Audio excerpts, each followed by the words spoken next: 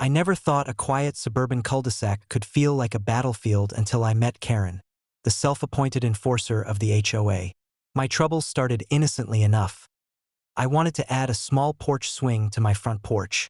Nothing fancy, just a place for my kids to play and for me to sip my morning coffee. But apparently it violated the HOA's strict rules. The first warning came in a polite letter: "Please remove the swing. Failure to comply may result in fines." I laughed, thinking it was a mistake. But the letters kept coming, escalating into phone calls and then hefty fines. By the time Karen herself knocked on my door, hair perfectly styled, power suit crisp, and a glare sharp enough to cut glass, my patience was gone. "Rules are rules," she said, tapping her manicured finger on the notice. "We keep this neighborhood beautiful. You should be ashamed." I shook my head in disbelief. "It's a swing, Karen. It doesn't hurt anyone." She smirked as if my words were an insult. I quickly realized she wasn't enforcing rules. She was enjoying having power over everyone.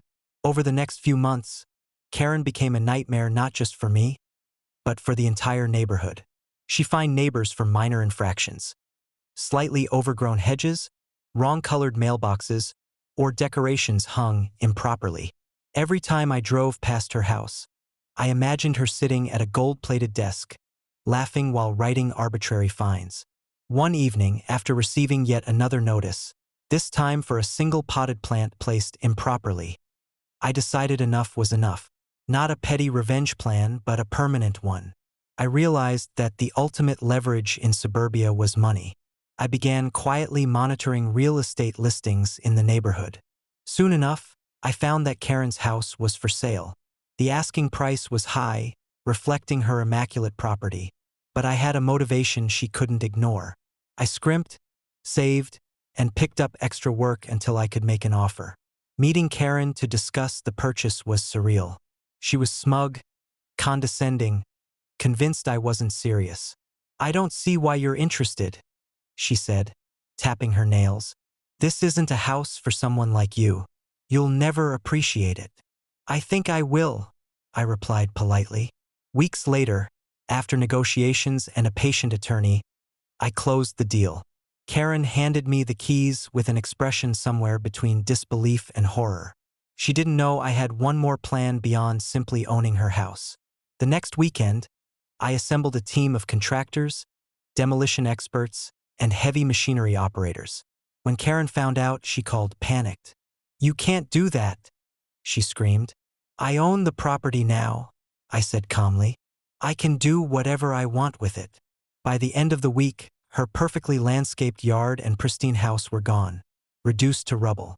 The empty lot where her house once stood became a quiet testament to the absurdity of obsession over control.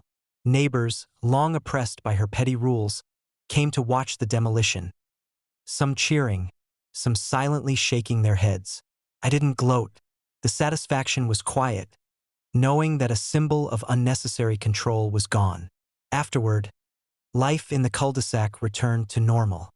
The HOA still existed, but without Karen, its iron grip had loosened.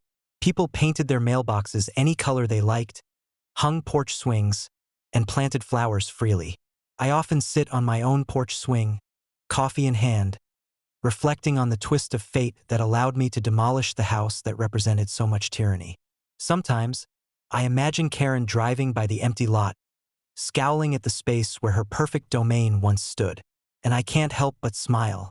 Justice, in its messy, chaotic way, can be surprisingly satisfying.